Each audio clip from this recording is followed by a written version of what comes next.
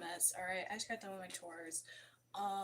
So we're going live. We're gonna fold my clothes. I'm gonna talk a little bit about whatever. I've not done this in so long, so we are just gonna roll with it and see what happens. So anyway, today is Monday, and it's feeling like a Monday. It's a little rainy here. It's gross outside though. Like it's not the fun type of rain.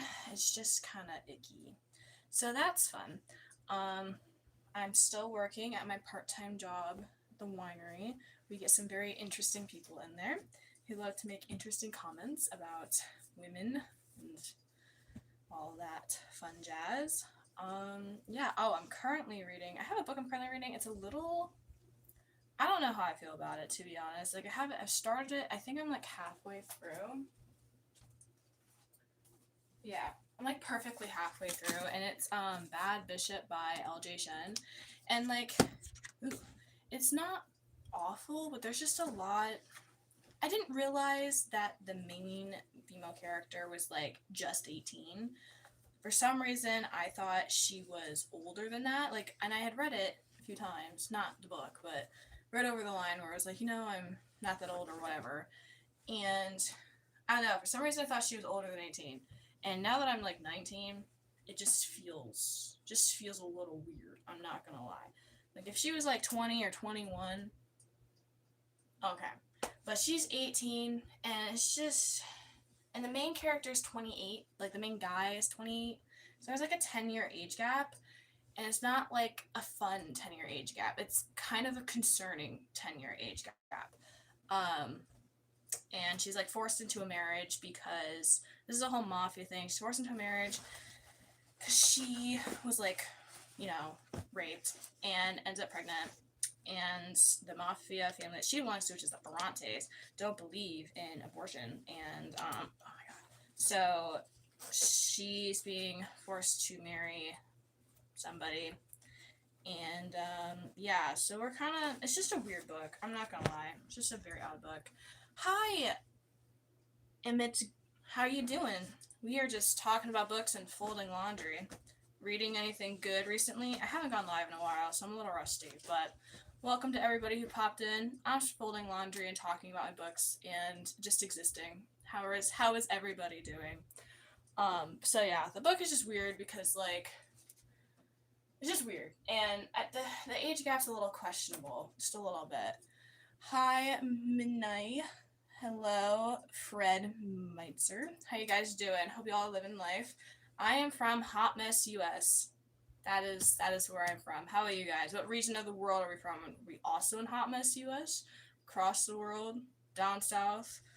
Where we be from? Where we be at? I don't know. All I know is I'm tired.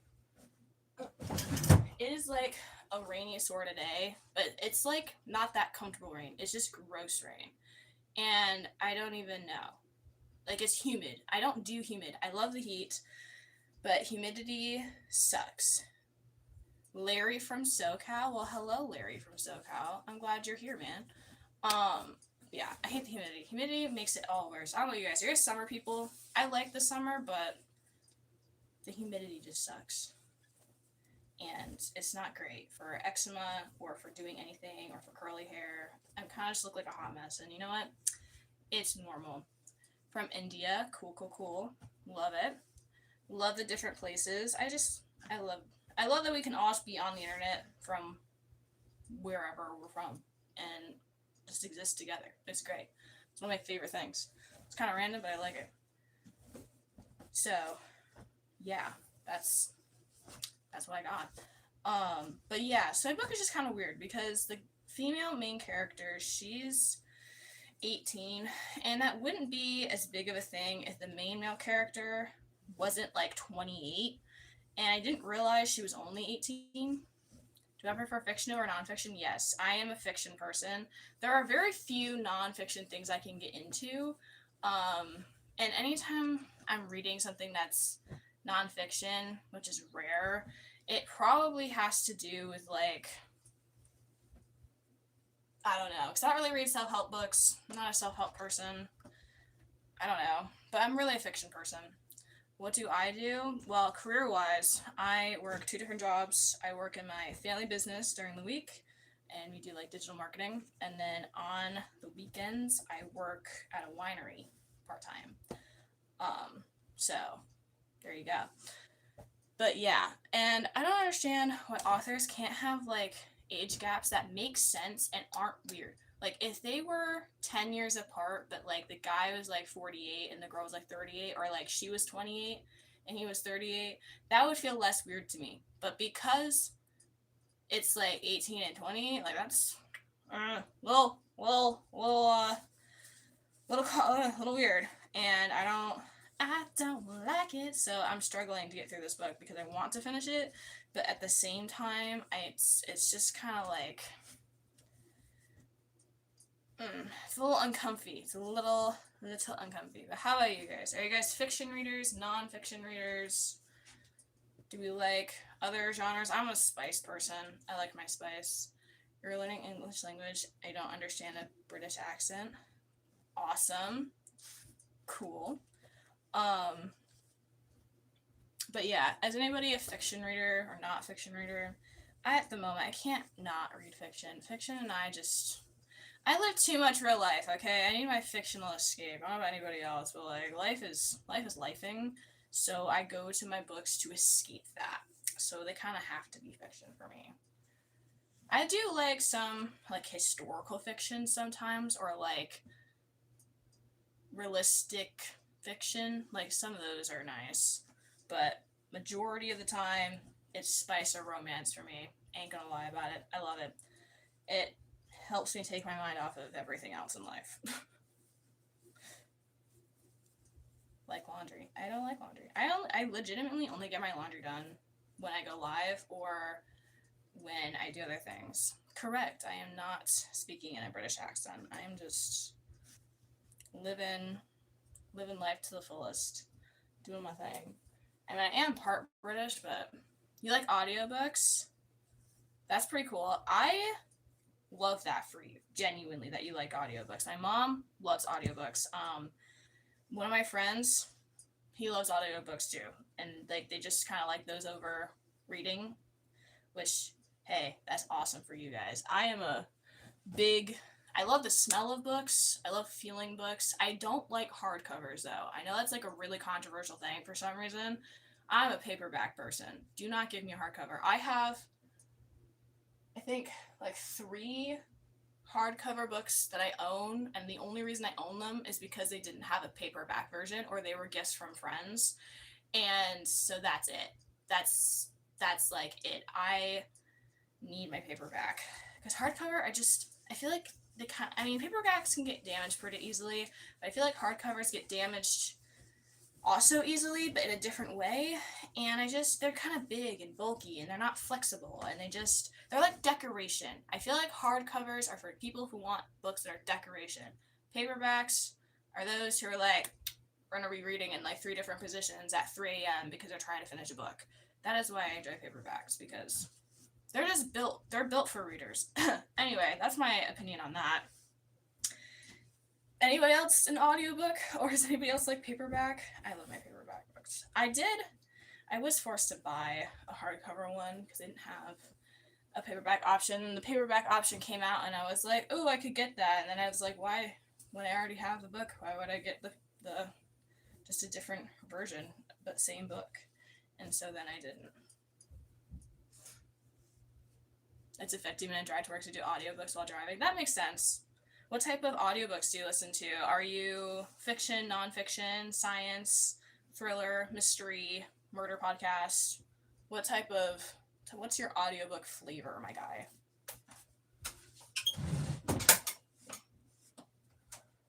Yeah, I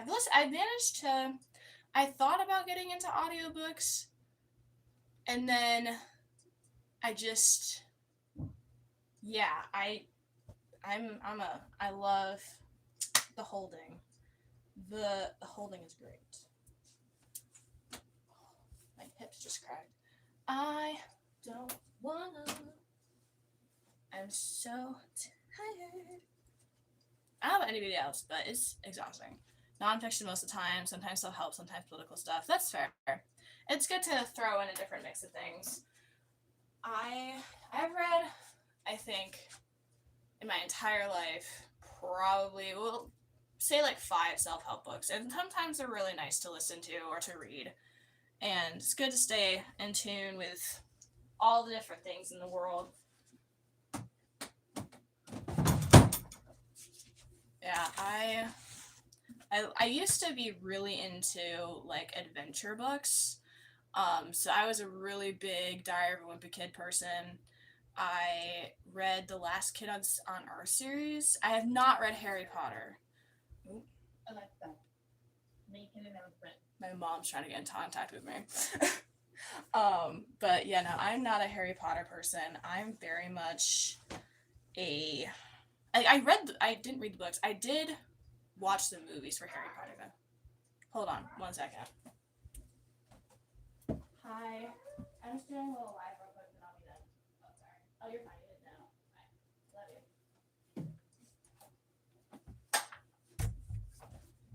Love you. Yeah, I was not the biggest fan of the books. I didn't. J.K. Rowling is interesting. I just can't get behind her. Like, there's some authors where I try to just separate myself from what they believe versus how good their books are. I just couldn't do that with J.K. Rowling. I'm like, girl, you have issues and I don't understand your writing. But the movies were good. I thoroughly enjoyed the movies. Movies were thebomb.com. Are you a Harry Potter person?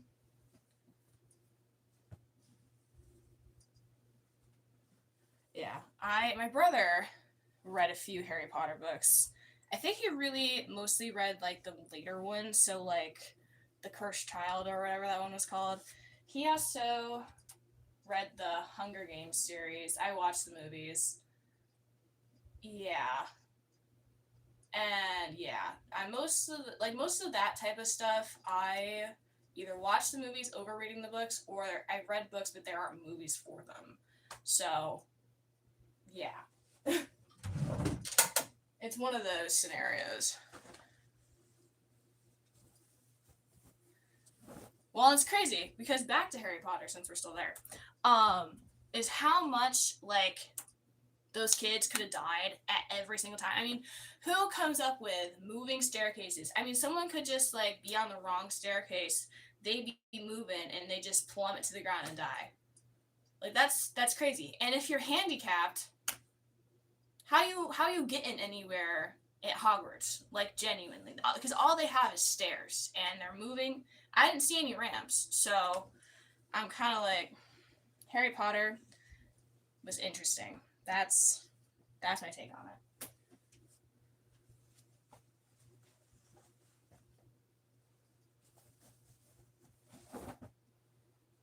Yeah, I was trying to think. Is there? My magic series that I really enjoyed was Upside Down Magic. Harry Potter's your go-to if you want to read some fantasy stuff. Yeah, that's fair. It's nice to like dive into those type of fantasy things. My fantasy thing as a kid was Upside Down Magic, and it was about like this world where you know had people who had magic and people who didn't, and then there was people who had magic but they didn't fit into like the 5 categories, and or they did but just they didn't really because like their magic was different, so that they were put into a special, basically like a special ed class called Upside Down Magic, and each book kind of focuses on each character in the class, but the main character always stays the same, which is like Nori, I think is her name. um, and I love that book because those series, because just like, you know, when you're bullied as a child, you may feel very differently like from other people, and those books made me feel very seen and heard and valued and all the things that everybody wants. Yeah, they were interesting. I still have all of them. I didn't get technically every single one in the series, but I have all the ones that I have, which yeah, you know, crazy. I was trying to think if there was another series. I really didn't get into reading until like I was 10. I wasn't a fan. My brother was way into reading more than I was, and now I'm more into reading than he is. So we kind of just trade it off. But that's what siblings do. So it works. Heavily. Yeah, and now I went from my adventure books and my fantasy books to just straight up spice. So here we are. But I like it when my spice has plot. Like, if it doesn't have plot, I don't want to read it. I needed to have 75% plot and then like 25% spice, because don't get me wrong, the spice is nice. Rhymed. But if it's just like no plot, like there's no story, there's no lead up, it just feels flat, and like it wasn't even like there was no effort put into it, you know? And I like things when they feel like they have a little bit of effort. Just a little bit. Little.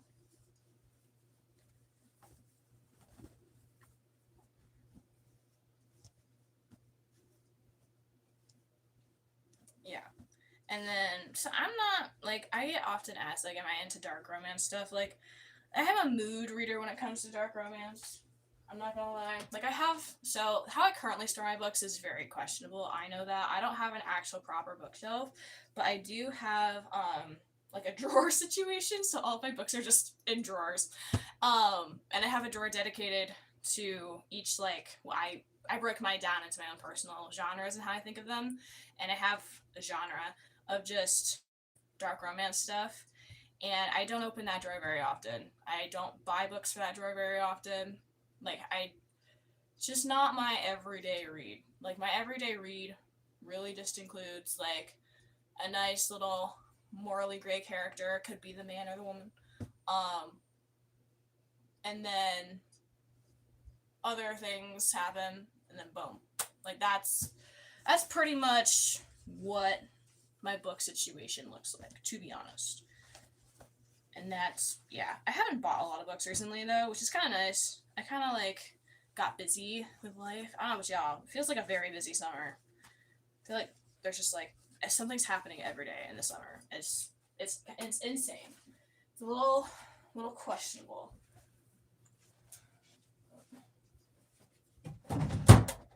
Alright, that is all I have for today. So thank you all for joining my live. I haven't done one in a while, so it was nice to get back out there and see how everyone was doing. And now I gotta go.